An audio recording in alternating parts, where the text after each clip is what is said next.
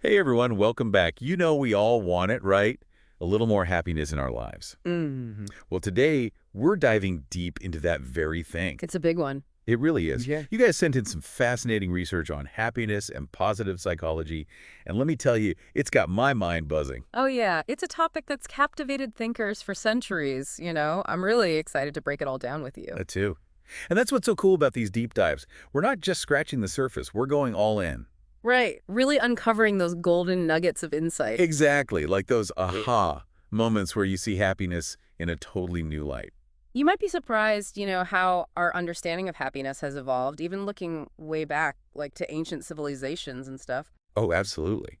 And speaking of going way back, did you know that there's actual science behind a genuine smile?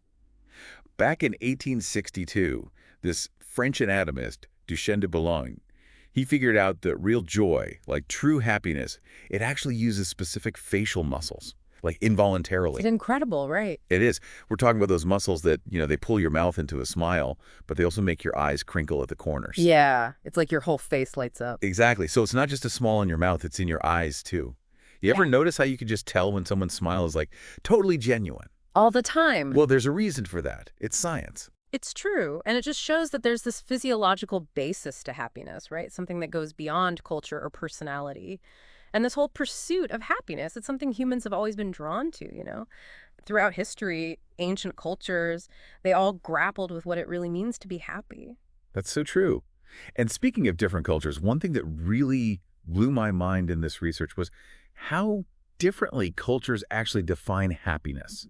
Like take ancient China, for example. Mhm. Their word for happiness was fu, Food, yes. and it meant fortunate, lucky, smooth, even free of obstacles. Like their whole concept of happiness was really tied to luck, wasn't it? It really highlights how much our understanding of happiness can vary. Now, compare that to the ancient Greeks. They use the word eudaimonia. Eudaimonia, okay. Yeah, and it's interesting because their idea of happiness, it was about luck and also living a virtuous life, like having a good spirit on your side, but also recognizing that you have a role to play in your own happiness. Wait, so you're saying that the way your culture defines happiness could actually impact how happy you are? It's true. There's research to back that up. A 2013 study found that cultures that emphasize personal agency, so like your ability to make choices and take action in those cultures, tended to report higher levels of happiness compared to cultures that focus more on happiness being about luck or fate. Wow, that is mind-blowing. Okay. So it's not just about what happens to us, but it's also about how much control we feel we have over our lives. Exactly. And that's where this idea of positive psychology comes in, right? It's about focusing on what makes life worth living, not just surviving. You got it. And that actually ties in perfectly with the next part of this research, which explores this fascinating concept they call the happiness portfolio. A happiness portfolio. That sounds intriguing. Tell me more. Happiness portfolio.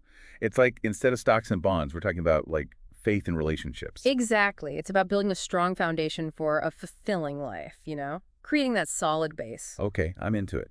So, what are the key assets we should be looking at for our happiness portfolios? What should we be investing in? Well, this research highlights four main ones. First, you got faith, or like a life philosophy. Second is family. Then there's meaningful work. And lastly, being part of a community.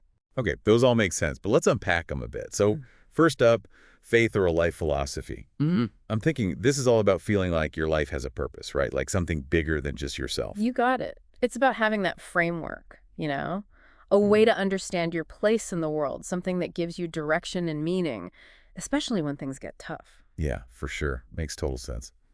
All right, next we've got family. Our close loved ones, the people we can always lean on. No surprise there, right? We're hardwired for connection. We are. And those close bonds, those relationships, they provide us with belonging, love, support, all crucial for happiness. And of course, it's not just about having family, it's about nurturing those relationships, putting in the effort. So true. Quality time, all that good stuff. Okay, then there's meaningful work. Right. I mean, not everyone loves their job, right? Yeah. But I get what you're saying here. It's got to be something that like makes you feel like you're contributing something positive, making a difference. Exactly. It's about feeling valued, feeling like your skills are being used in a way that's engaging and fulfilling. And that doesn't mean it can't be challenging, too. Challenges can be super rewarding. For sure. Okay, last but not least, community. That feeling of being connected to something larger than ourselves. It could be your neighborhood, volunteering, even a shared hobby. Yeah. Shared purpose, right. It's powerful stuff, feeling like you're a part of something bigger than yourself. It really is. Yeah. Okay, so we've built up our happiness portfolios. We're diversified and ready to go. But then this research, it throws a curveball. It Mm. actually gives us a formula for happiness. A You formula. know, right? It says happiness equals enjoyment plus satisfaction plus meaning. Honestly, it seemed a little simplistic to me at first. Like, is it really that straightforward? What do you think? Well, on the surface, yeah, it seems pretty basic. But when you really dig into each element of that formula, it gets a lot more interesting, a lot more nuanced. Okay, I'm all about nuance. So let's unpack this formula, starting with enjoyment. Seems pretty self-explanatory, doing things you enjoy, right? But the research says it's more than just experiencing pleasure. It's also about appreciation and knowledge. How does that work? Okay, so think of it like this. You're drinking a cup of tea, right? Just the simple act of drinking it can be pleasurable. But now, imagine you understand the subtle differences between types of tea, the history, the ritual surrounding tea drinking.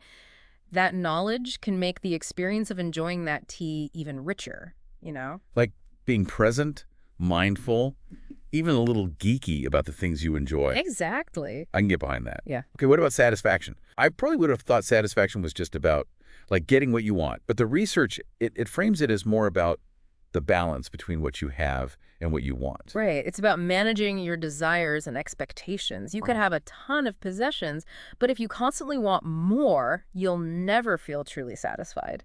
It's like that saying, happiness is not having what you want, but wanting what you have. Deep stuff.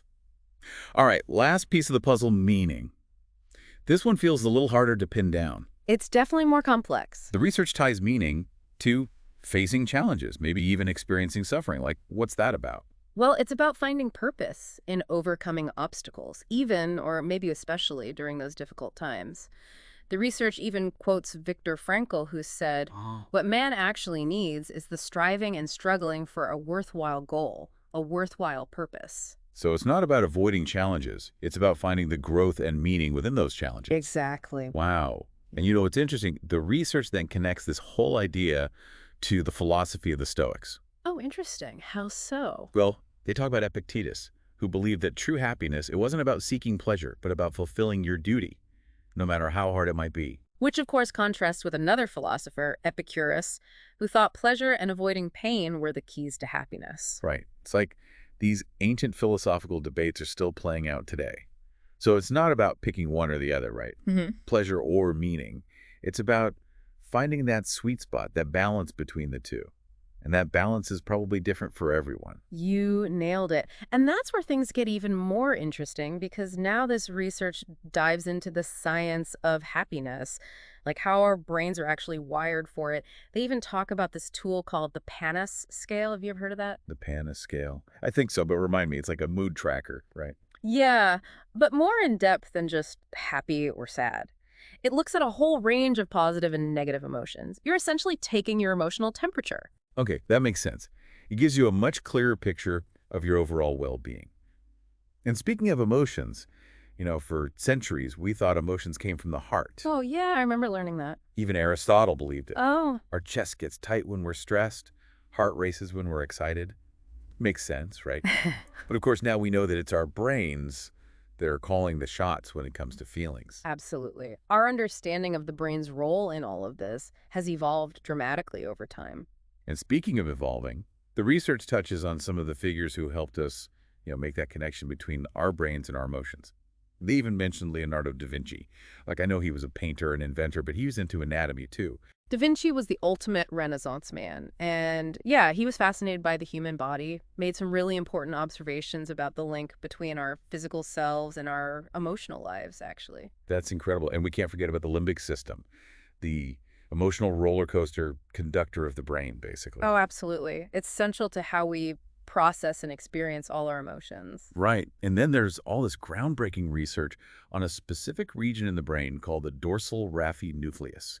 It's been linked to feelings of helplessness and depression. It's fascinating, isn't it? This tiny part of the brain can have such a huge impact on our emotional state. So the dorsal raphe nucleus, that's like the villain in our happiness story. Well, you could see it that way. When this part of the brain is activated, it can really send you into a downward spiral.